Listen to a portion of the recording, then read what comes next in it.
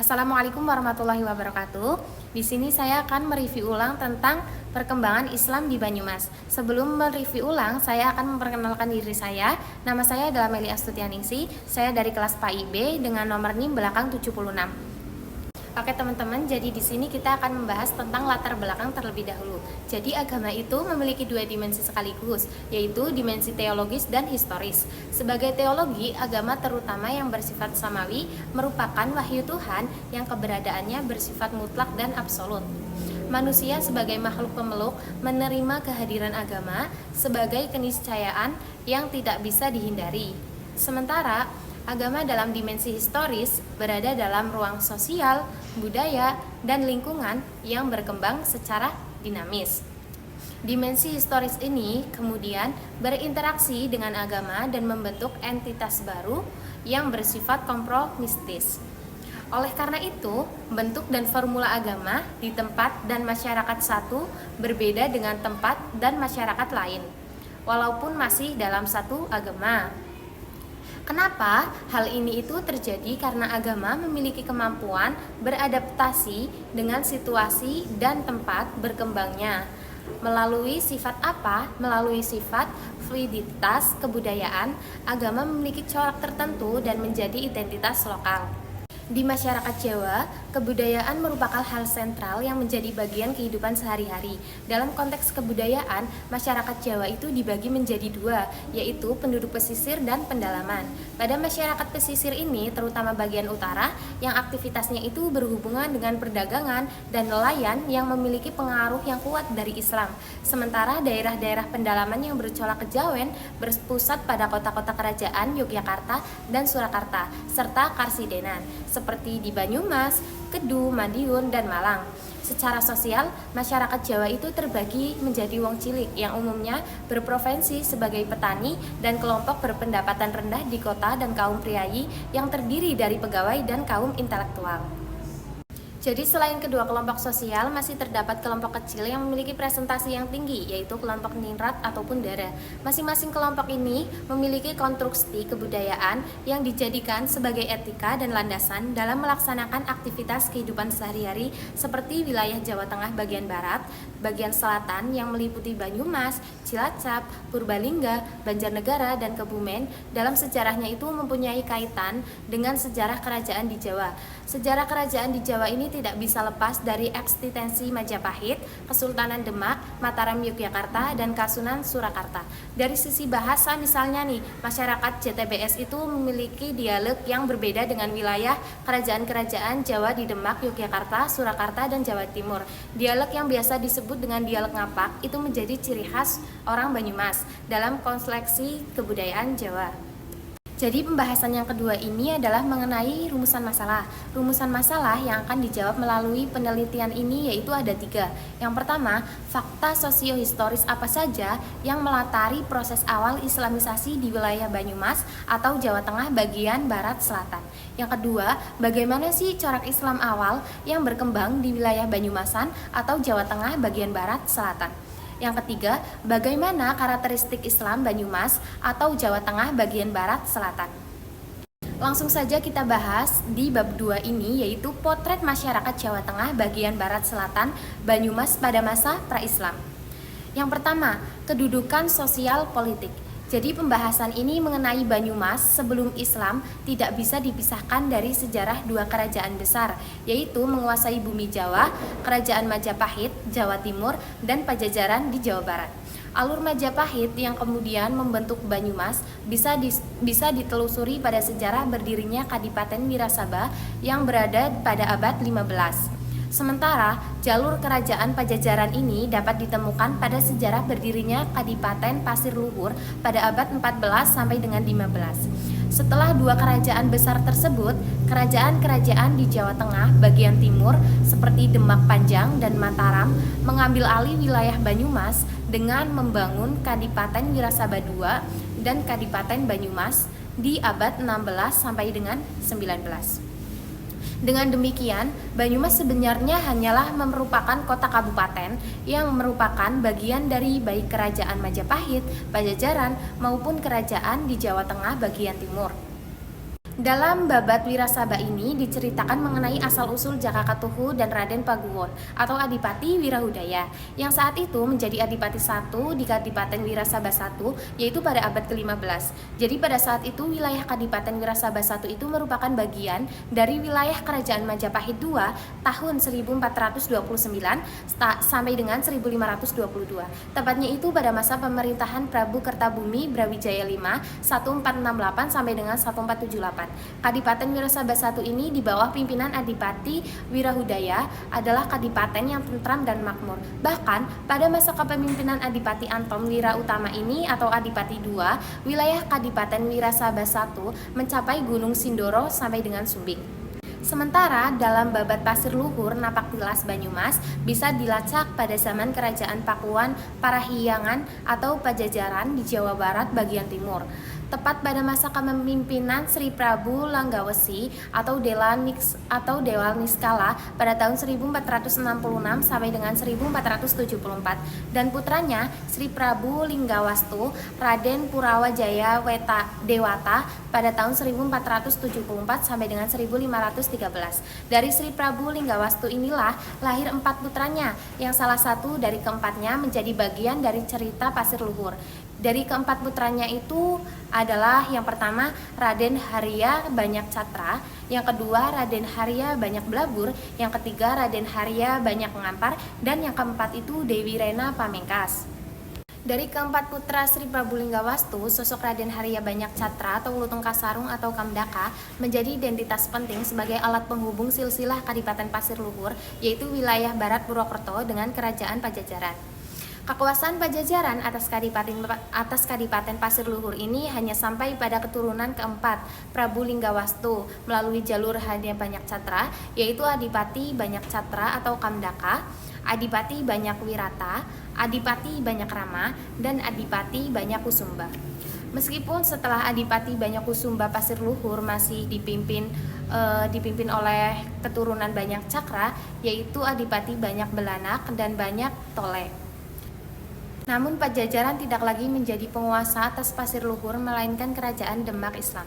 Secara sosial politis, Banyumas itu sebenarnya menjadi embrio lahirnya beberapa imperium besar yang pernah menjadi penguasa tanah Nusantara, khususnya itu di bagian Jawa. Kondisi geografis wilayah Banyumas yang terisolasi oleh pegunungan di sepanjang utara hingga selatan semakin menjadikan Banyumas tidak strategis untuk menjadi pusat kegiatan sosial politik pada waktu itu. Padahal dari sisi potensi ekonomi yang bisa dihasilkan, Banyumas adalah daerah yang sangat subur sehingga mampu menghasilkan banyak produk pertanian dan perkebunan. Jika dilihat dari struktur sosial masyarakat Banyumas menampilkan karakter yang unik, yaitu yang pertama ada cowak, berbicara dengan suara yang keras, yang kedua ada bloak, berbicara dengan berlagak serius, apa adanya dan humoris. Yang ketiga ada bablongan atau dablok, yaitu berbicara seenaknya sendiri kalau mengkritik atau berkelakar. Yang keempat ada ajiban atau bereaksi secara spontan melalui ucapan jika hajatnya terpenuhi. Yang kelima itu ada drobos, berebut bicara saat mengeluarkan ide. Yang keenam ada banyol atau bergurau. Yang ketujuh ada ndopok atau omong-omong meluarkan unek-unek. Selanjutnya kita akan membahas mengenai kehidupan ekonomi masyarakat dari sisi kondisi alam. Seluruh daratan di wilayah Jawa dikenal dengan kesuburan tanah dan curah hujannya yang tinggi. Faktor alam inilah yang kemudian membuat masyarakat di Pulau Jawa mampu mengembangkan budidaya pertanian, lahan basah dengan ekspedisi hasil pertanian yang unik antara satu daerah desa dengan daerah yang lain. Beberapa daerah yang dikelilingi atau diapit oleh beberapa pegunungan vulkanik serta daratan-daratan tinggi bahkan cenderung terisolasi dari pengaruh sosial politik dunia luar. Pada masa pra-Islam dan kolonialisme Eropa masuk ke Pulau Jawa, masyarakat hanya bertumpu pada sungai-sungai sebagai sarana penghubung antara masyarakat di satu daerah dengan daerah yang lain. Jadi aliran Sungai Berangkas dan Bengawan Solo yang dijadikan sarana penghubung jarak jauh oleh masyarakat telah berhasil membentuk pusat kerajaan besar, yaitu Majapahit dan Mataram. Sementara sungai-sungai lain yang umumnya beralihan pendek tidak mampu membentuk relasi masyarakat dalam skala besar, sehingga dari sisi kekuasaan yang terbangun juga relatif kecil atau kadipaten. Pola perekonomian masyarakat Jawa, termasuk Banyumas ini sedikit mengalami perkembangan ketika memasuki abad keempat, di mana kerajaan-kerajaan besar di Jawa, Tarumanegara, Mataram, Majapahit, dan Mataram mulai membuka jalur perdagangan dengan negara-negara lain di kawasan Asia seperti di India dan Cina. Pada masa ini, masyarakat tidak bisa lagi hanya mengandalkan sungai sebagai jalur distribusi perekonomian, tetapi juga laut dengan berbagai dermaga dan pelabuhannya.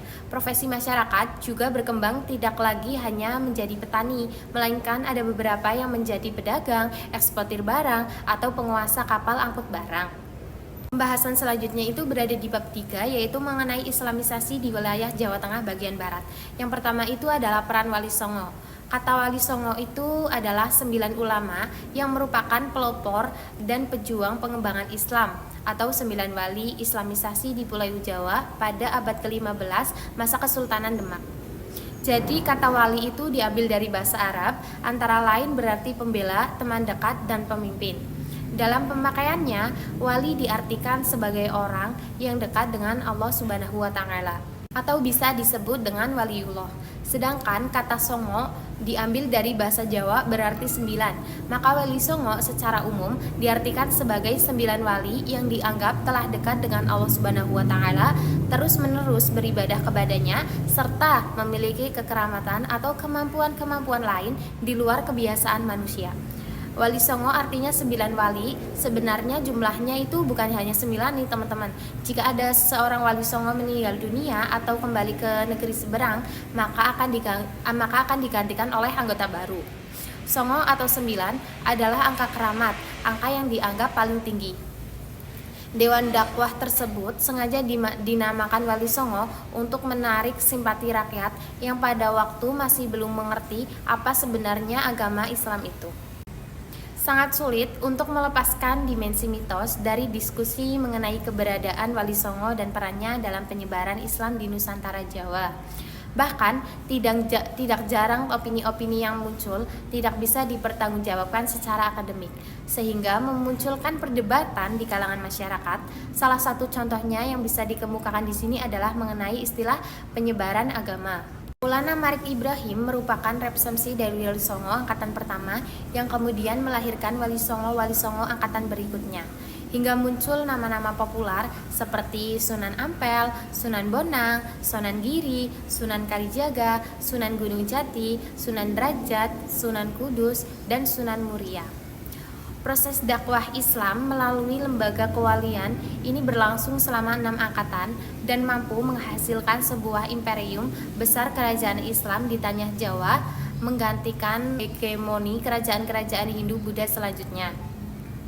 Jadi ada 6 angkatan Wali Songo, yaitu yang pertama Wali Songo angkatan pertama sehingga 27, sehingga telah disebutkan sebelumnya, tim ini adalah merupakan tim pertama yang dikirim oleh Sultan Muhammad I untuk melakukan ekspansi dakwah ke Jawa Tengah.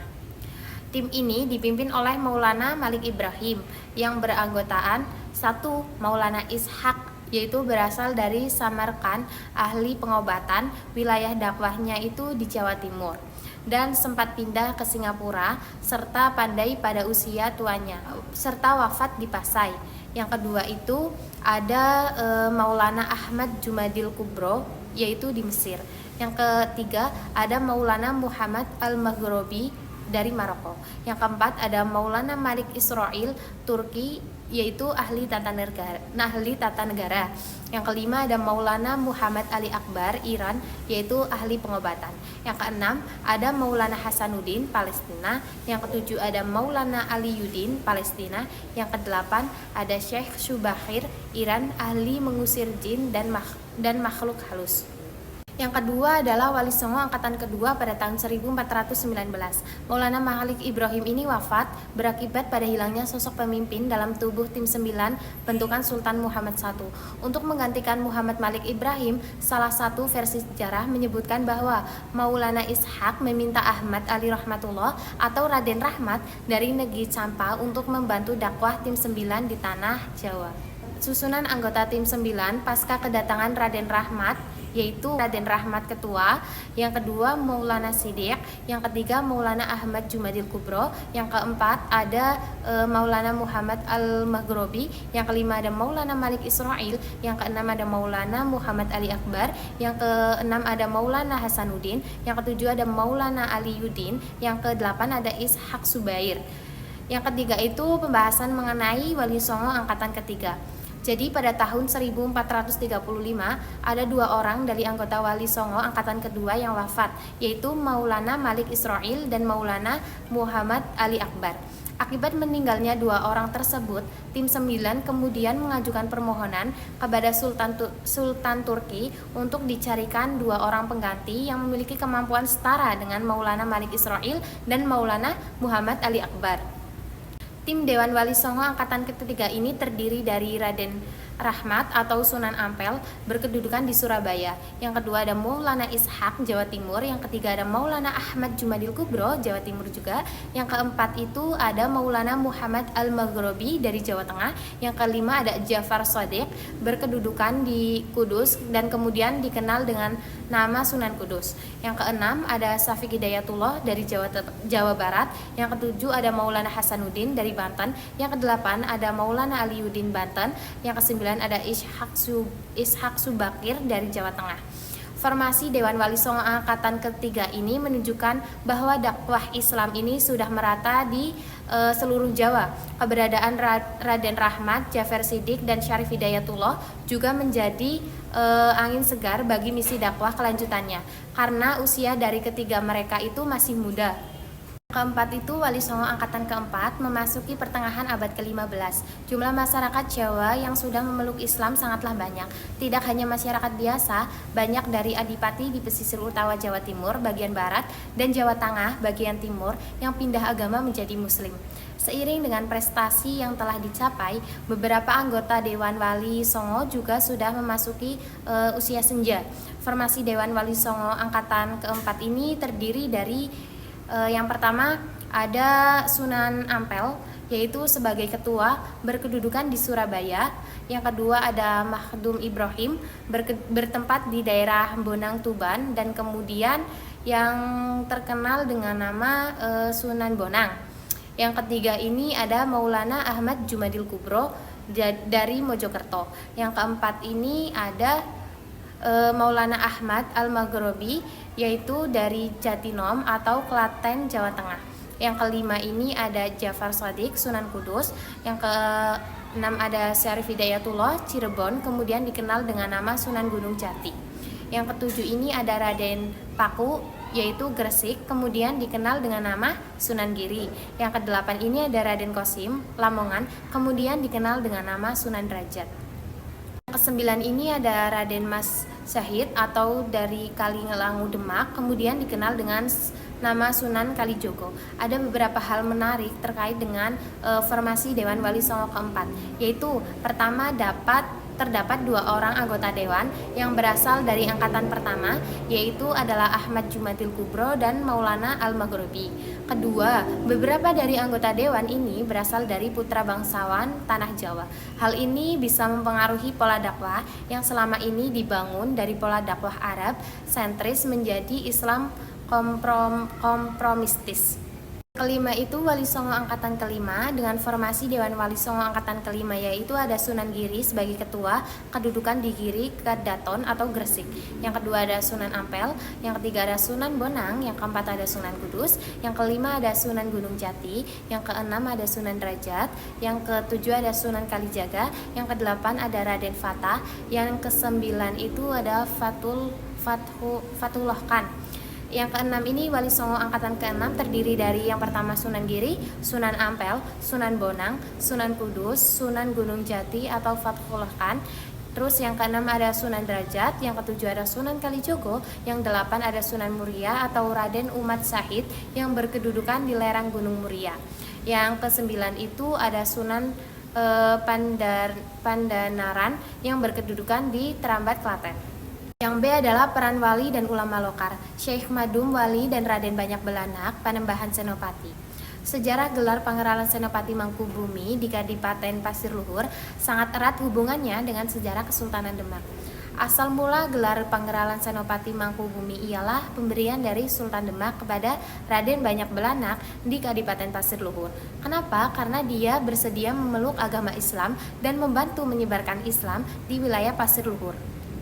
Akibat dari keseriusan dan kegigihan Raden Banyak Belanak ini dapat menyebarkan Islam, para adipati di sebelah barat dan timur Kadipaten Pasir Luhur, semua itu menjadi tunduk kepada Adipati Raden Banyak Belanak dan bersedia memeluk agama Islam.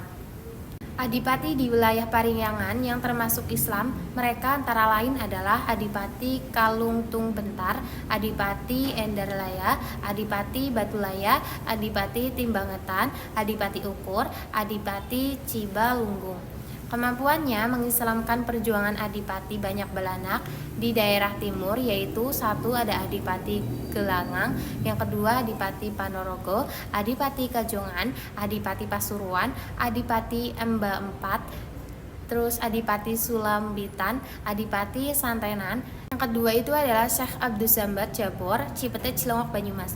Tokoh lokal penyebar Islam lainnya adalah Syekh Abdus Samad. Beliau itu adalah ulama yang berasal dari Jawa Barat yang perkiraan lahir itu pada abad 16.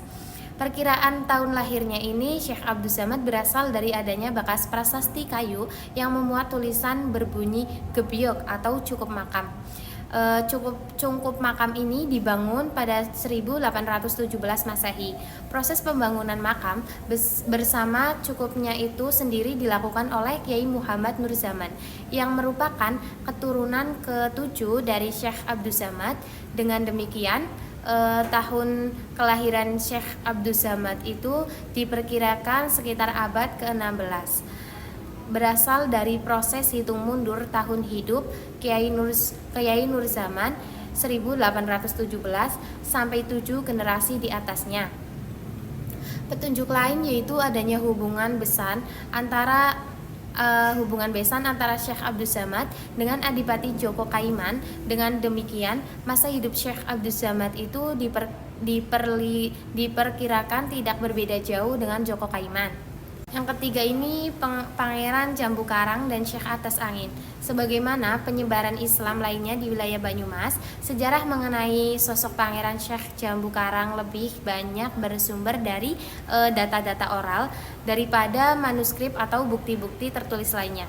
Dalam konteks ini, keberadaan dan bersifat faktual tidak terlalu menjadi perhatian dalam cerita mengenai Syekh Jambu Karang. Pemaknaan terhadap eksistensi kehadiran seseorang tokoh melalui cerita yang bersifat logika lebih ditonjolkan daripada data-data empiris. Yang keempat ini pembahasan mengenai Syekh Abdul Hafsi. Awal sejarah Hafsi Abdul Hafsi adalah tidak bisa dipisahkan dengan keberadaan pondok pesantren Somalangu di di Kebumen yang merupakan salah satu pondok pesantren tua di Indonesia. Berdasarkan data sejarah, pondok pesantren Somalangu ini telah berdiri sejak pada tahun 1475 Masehi. Hal ini bisa diketahui dari prasasti yang ada di dalam masjid komplek pesantren.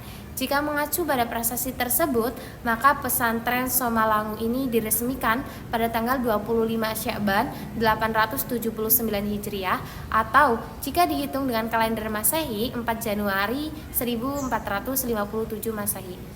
Jadi pondok pesantren Somalangu ini didirikan oleh Syekh Abdul Hafsi Al-Hasani atau Sayyid Muhammad Islam Al-Hasani. Beliau ini masih keturunan dari Rasulullah sebab ayahnya ini bernama Sayyid Abdul Rasid bin Abdul Majid Al-Hasani adalah keturunan ke-22 Rasulullah SAW dari jalur Husain radhiyallahu anhu. Yang kelima ini pembahasan mengenai Syekh Mabun Bulus. Pesantren nama asli Syekh Mabun adalah Muhammad Najmuddin Ali Mubin. Beliau adalah salah satu seorang keturunan dari Syekh Abdul Qadir Al-Jailani. Masyarakat sekitar lebih sering menyebut Syekh Mubin dengan sebutan Mbah Mubin. Beliau ini diketahui sebagai penyebar Islam yang berasal dari tanah India. Menurut cerita, guru Syekh Mubin menugaskan untuk berdakwah ke tanah Jawa, meliputi daerah-daerah sekitar aliran sungai Progodan seperti Sungai Serayu. Karena area dakwah Mbah Mubin ini mencakup daerah Kulon Progo hingga Cilacap. Pada sekitar tahun 1646 Masehi, dakwah Syekh Mubin ini memasuki wilayah Kebumen, tepatnya di daerah Desa Ayam Putih, Bulus Pesantren. Pembahasan yang terakhir adalah berada di bab 4, yaitu Islam di Jawa Tengah bagian selatan dewasa ini. Yang pertama ada kebangkitan Islam Puritan. Di era saat ini banyak terdapat klaim kontradiktif yang dibuat atas nama Islam. Gerakan purifikasi ini atau pemurnian Islam menjadi fenomena yang terus digulirkan dalam sejarah peradaban Islam di berbagai negara, termasuknya itu di Indonesia. Jika seseorang bertanya tentang Islam, maka berbagai tanggapan langsung bisa diperoleh begitu saja, tergantung kepada siapa kita itu bertanya. Bangsa Barat acap kali mengeluh dengan sulitnya mempelajari apakah Islam mendukung atau menolak praktik penyadaran, bunuh diri, jihad, dan kewajiban perempuan untuk berjilbab. Hal ini ditemukan pada gerakan Puritanisme 65 yang lahir sebagai paham baru yang dipelopori oleh gerakan Wahabi pada abad ke-18 dan Salafi pada abad akhir ke-19. Gerakan ini bahkan masih aktif hingga abad ke-21. Puritan, menurut Karen Armstrong, merupakan agama yang diyakini oleh sekelompok orang yang sangat teguh, berpegang pada peraturan-peraturan berdasarkan interpretasi harfiah murni yang bersumber dari kitab suci dan tradisi Islam pada masa-masa awal.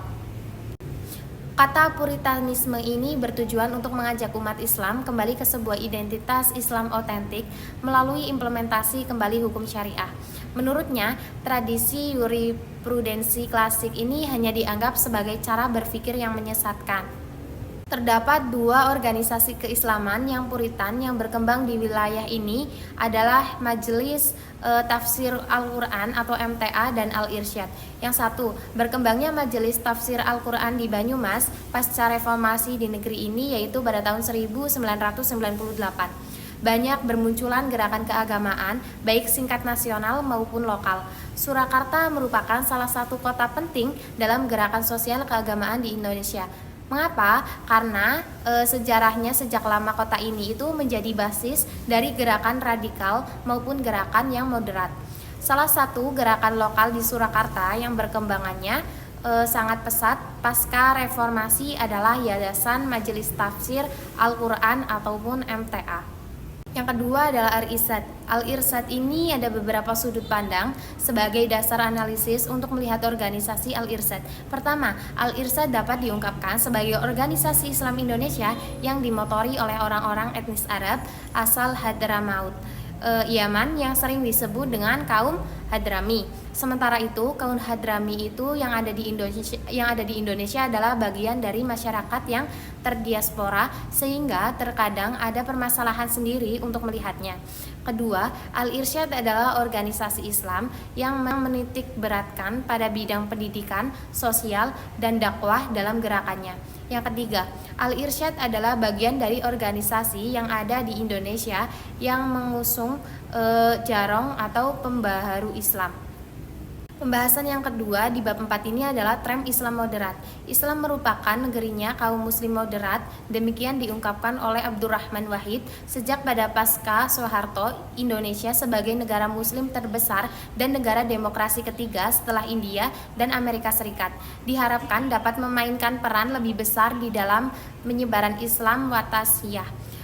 Azumardi Asa memandangkan bahwa Islam Indonesia adalah Islam with a swimming face yang penuh damai dan moderat sehingga tidak ada masalah dengan modernitas, demokrasi, HAM dan kecenderungan-kecenderungan lain di dunia modern.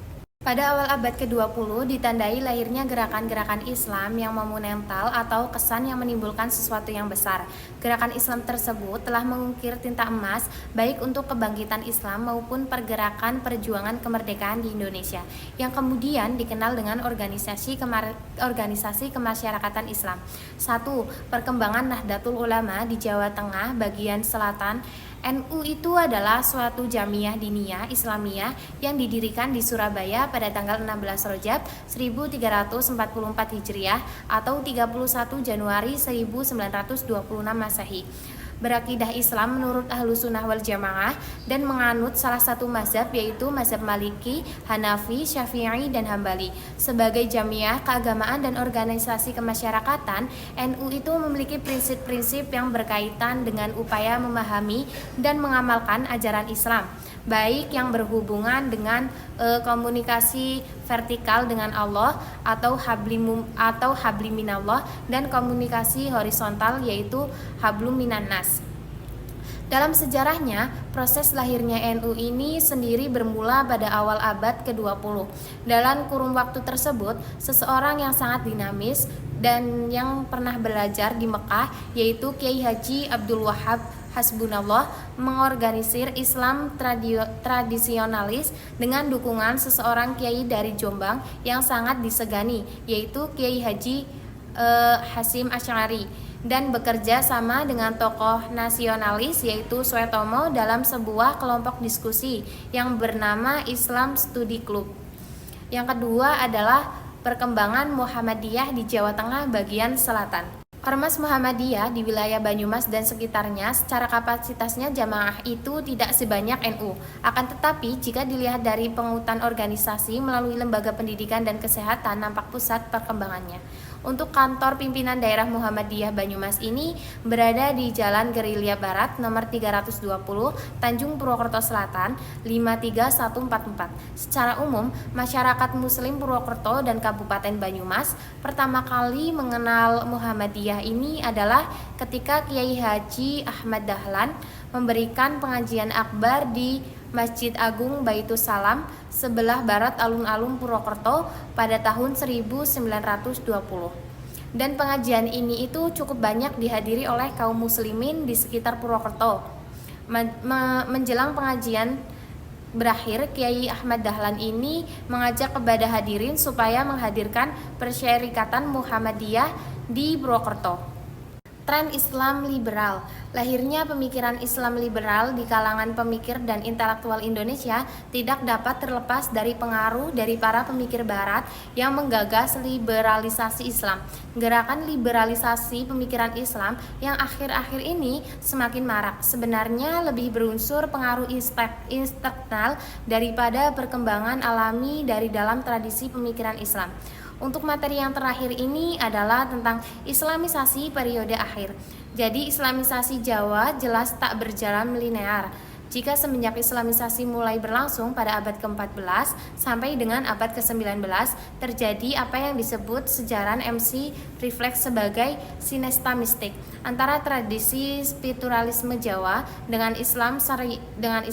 Periode selanjutnya itu berada pada tahun 1830 sampai dengan 1930. Ditandai dengan apa? Dengan meningkatnya polarisasi masyarakat Jawa. Perkembangan ini tak lepas dari dinamika Islam di tingkat internasional, khususnya itu di Arabia, yang mempengaruhi proses Islamisasi dan santrinisasi Nusantara termasuk di Jawa.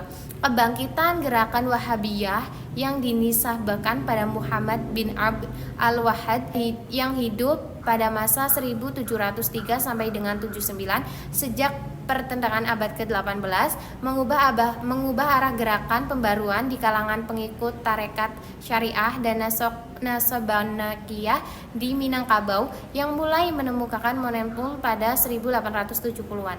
Gerakan yang semula damai berubah menjadi gerakan padri radikal dengan paham dan praktis amat mirip dengan Wahabi setelah kembalinya 3 haji dari Tanah Suci pada awal abad ke-19. Jadi itu materi yang dapat saya sampaikan. Apabila ada kesalahan dan perkataan yang kurang berkenan, saya mohon maaf sebesar-besarnya. Wassalamualaikum warahmatullahi wabarakatuh. Audio Jungle.